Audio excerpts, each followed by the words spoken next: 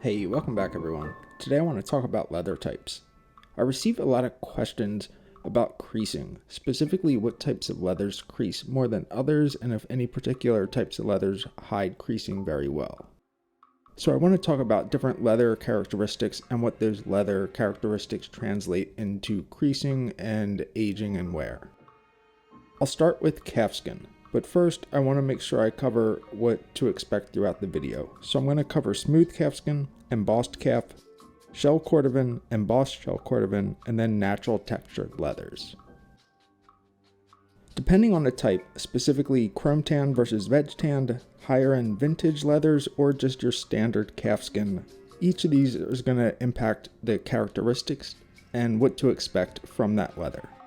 Generally speaking, calfskin is a very smooth leather. It has a tight pore structure, which creates a very soft luster, and this pore structure will crease. So calfskin creases. You should expect that. The creasing is going to vary depending on the type of leather and the type of tannage for that leather. Additionally, calfskin is going to stretch, so you should expect that when accounting for the fit, because the fit is a very important factor in how the creasing is going to perform and what it's going to look like over years to come. As far as vegetable tan versus chrome tan is a much more finished look, whereas vegetable tan has a natural finish. Some calfskins are going to be easier to shine than others. That's because of the type of the tannage and the quality of the leather. The tighter the pore structure, usually the higher the luster, and the easier it is to shine. Embossed calfskin like hatch grain or Scotch grain, basically all this is just regular calfskin that couldn't be sold as smooth calf, so they embossed it to make it another usable product. This is really a great use of resources and making sure that it's a byproduct of any tannery. Embossed calfskin is still calfskin, so it will crease. You should expect that. It does have a texture on the surface, so it will hide the creases a little bit more than a smooth calfskin, but ultimately it will crease. Shell Cordovan. Shell Cordovan is the reverse side of the horsehide under the horse butt.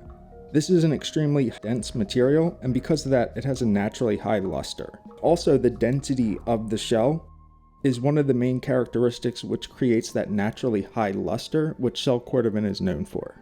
One of the final characteristics coming out of this dense pore structure is the creasing or the rolls that shell Cordovan is known for. So you're not going to see micro creasing in the shell. You're going to see just ripples or rolls or waves on the vamp or anywhere where the creasing usually occurs. Embossed shell Cordovan is very similar to embossed calfskin. It's still the same material, so it's shell Cordovan, it just has a texture embossed onto the surface of it. So it will still behave exactly the same way as shell Cordovan. It's still going to roll, there won't be any micro creasing, it's just going to have a textured surface, which will give a different aesthetic to it. A final note is the smooth shell Cordovan is going to have a higher luster than the embossed shell Cordovan, and that's strictly because the smooth surface provides a more reflective nature, which helps make that luster a little bit higher than the one with the embossed texture. Moving into the naturally textured leathers, we're going to talk about Peccary leather. So peccary is from the animal named the peccary. It's a natural texture, and this animal has visible pore hairs throughout. It's a very dense, robust leather that looks great with a very soft matte or a high shine finish. Now this leather, like any other, is going to crease, it's going to wrinkle, which is perfectly acceptable and should be expected. Due to the natural characteristics of peccary leather, there are many aesthetic kind of nuances throughout the leather, and because of that, it will hide creasing or deal with creasing a little bit better than some others. Ultimately, it still is going to crease, and you can see that on this pair of split-toe derbies, which is probably 4 years old now. A lot of wear on it. It does crease, but it is hidden a little bit better than on the smooth calfskin. I want to bring up a few other examples, specifically around smooth calfskin. As I mentioned, whether it's chrome tan, a vintage leather, vegetable tanned, all of this is going to determine all the characteristics that you should expect and experience, such as the natural shine, pore structure, creasing, and so on. So here we have a few different examples. This first pair from Antonio Mecariello is a vintage skin. So this has a very dense pore structure It's also a chrome tan leather, so it has a higher level of finishing, which provides a higher shine. You can really see that characteristic come through as we look at the side of the shoe. The leather is very dense, and you can see a very even yet very high luster throughout the shoe that you typically don't associate with regular calfskin. This next pair, this is from Yim's Shoemaker. This is a chrome tan leather, and this is from Depoy Tannery. You can tell this has a characteristic that kind of makes it wrinkle or crease a little bit easier, has less of a high shine than the last one that we looked at, but as you look at the finish, it's very even. It does have a higher luster than most. So far it has performed very well, although it is a very new shoe for me. Lastly, for calfskin is this shrunken calfskin from St. Crispin. So this is calf leather. This has just been tumbled, processed over and over and over to create this texture. As you can see, this is probably one of the leathers that hides the creasing the best. Now this also does have fully lasted shoe trees in it, so that helps a bit.